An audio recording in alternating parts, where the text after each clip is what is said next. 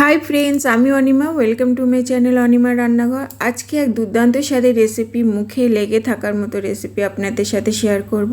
তো সবার আগে বন্ধুরা, আমার এই চ্যানেলটাকে একটা লাইক, কমেন্ট, শেয়ার, সাবস্ক্রাইব অবশ্যই করবেন।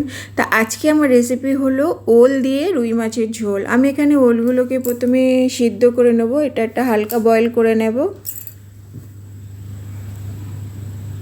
দেখুন, ওলটা আমার হালকা বয়েল হয়ে গেছে। আমি কড়াই বসিয়ে দিয়েছি।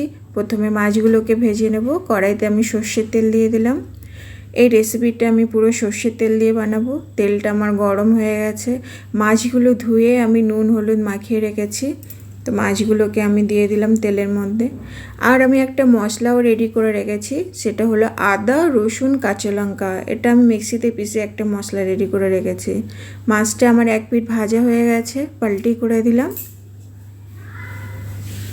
দেখুন, আমার মাছগুলো সব ভাজা হয়ে গেছে। এমনি করে আমি সব মাছগুলোকে ভেজে নেব। তো আজকে আমার রেসিপি হলো রুই মাছ দিয়ে ওল দিয়ে ঝোল। তো এই রেসিপিটা বন্ধুরা খেতে দারুণ হয়। গরম গরম ভাতের সাথে ওল দিয়ে রুই মাছের ঝোল তো খেতে দুর্দান্ত লাগে। দেখুন, আমার মাছগুলো সব ভাজা হয়ে গেছে। এবার ওই তেলের মধ্যে ফোড়নে দিলাম তেজপাতা আর গোটা জিরে। আমি একটা বড় সাইজের পেঁয়াজ ছোটো ছোটো করে কেটে রেখেছি। পেঁয়াজটা আমি তেলের মধ্যে দিয়ে দিলাম। প্রথমে আমি পেঁয়াজটা লাল লাল করে ভেজে নেব। দেখুন, পেঁয়াজটা ভাজা হয়ে গেছে। এবার যে ওলটা আমি সিদ্ধ করে রেখেছিলাম, ওলটা আমি দিয়ে দিলাম। ওলটাকে প্রথমে আমি লাল লাল করে ফ্রাই করে নেব। এর মধ্যে লবণ দিলাম। লবণটা আপনারা অবশ্যই স্বাদ অনুসারে দেবেন, যতটা দরকার ততটাই দেবেন। আর দিলাম হলদি পাউডার। এবার ভালো করে নাড়াচাড়া করে দিলাম।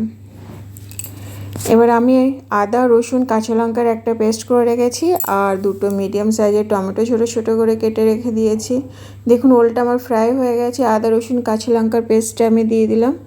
এবার ভালো করে নাড়াচাড়া করে নিলাম। মশলাটা খুব ভালোভাবে কষাতে হবে। যে টমেটো কেটেছিলাম, টমেটোটা দিয়ে দিলাম। এবার আমি এর মধ্যে গুঁড়ো মশলা অ্যাড করব। হাফ চামচ জিরে গুঁড়ো, হাফ চামচ ধনে গুঁড়ো, অল্প একটু গোলকি পাউডার দিলাম, আর দিলাম হাফ চামচ লঙ্কা গুঁড়ো পাউডার। এবার এটা ভালোভাবে নাড়াচাড়া করতে হবে। মশলাটা ভালো করে কষাতে হবে। এখন গ্যাসের ফ্লেমটা লো টু মিডিয়াম থাকবে। যখন মশলাটা পুরো ভালোভাবে কষানো হয়ে যাবে, তারপর আমি এতে জল দিয়ে দেব। মশলাটাকে ভালোভাবে কষাতে হবে, যেন কাঁচা গন্ধ না থাকে। দেখুন, আমার মশলাটা প্রায় কষানো হয়ে গেছে। মাঝে মাঝে এটা নাড়তে থাকতে হবে যেন তলা না লাগে। এবার এর মধ্যে আমি পরিমাণ মতো জল দিয়ে দিলাম। ঝোলটা ফুটে উঠলে তারপরে আমি মাছগুলোকে অ্যাড করব। দেখুন, ঝোলটা ফুটে গেছে। এবার আমি ভাজা মাছগুলো এর মধ্যে দিয়ে দিলাম।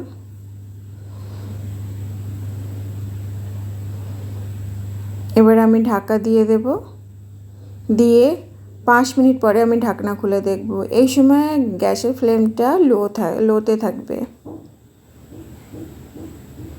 দেখুন, আমার মাছের ঝোলের রেসিপিটা প্রায় রেডি। ওলগুলো পুরো সিদ্ধ হয়ে গেছে।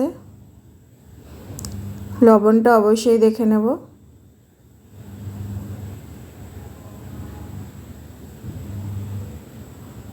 তো আমার রুই মাছ ওল দিয়ে ঝোল রেডি।